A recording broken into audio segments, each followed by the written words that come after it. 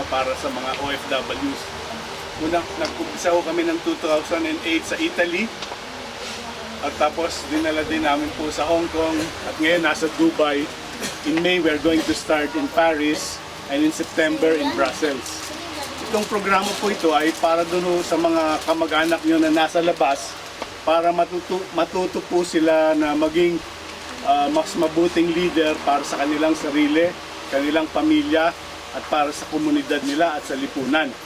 Ito rin ay tinutulungan po sila magkaroon ng konting skills and awareness para matuto silang mag-ipon, mag-budget at mag-invest, no? To promote socially relevant investments. Tapos yung pangatlong aspeto po ng kurso ay tinutulungan din po sila magkaroon po ng idea kung ano ang social enterprise, no?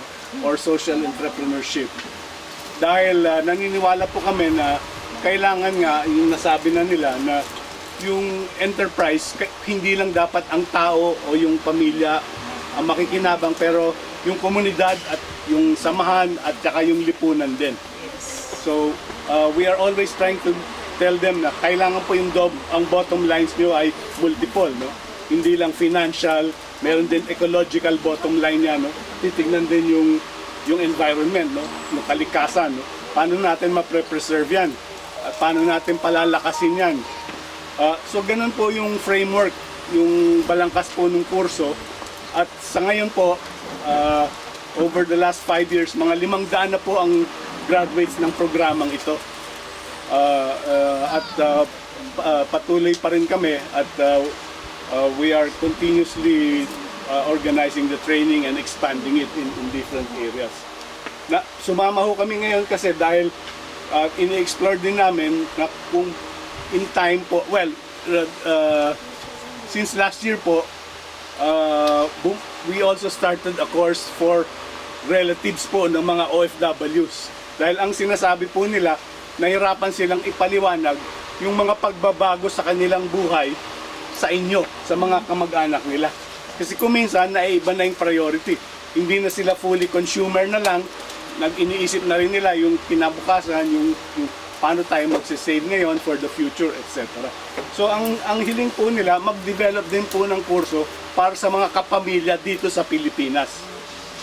So ang ginawa po namin ay nag-umpisa ho kami ng isang pilot with Baclaran Church.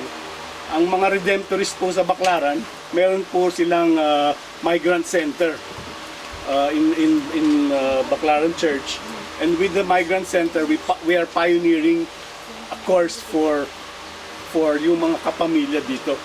That course is still ongoing, yung pilot program, which we hope will be finished in a month or so. Pero batay po dun sa unang karanasan, makakapag-provide ho kami ng programa para sa inyo sa iba't ibang lugar ng Pilipinas. And we are seriously considering coming here to La Union dahil nga meron nga matie up din sa proyekto nito ng LSE 12, yung batch sa Hong Kong. Tsaka meron din po kaming master's program na nanggawa na with the local government with the city government from Ateneo.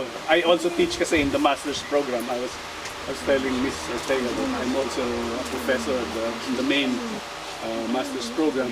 So maganda po yung tie-up na yon. No? We have local government, we have communities, and we have enlightened entrepreneurs all coming together in one location.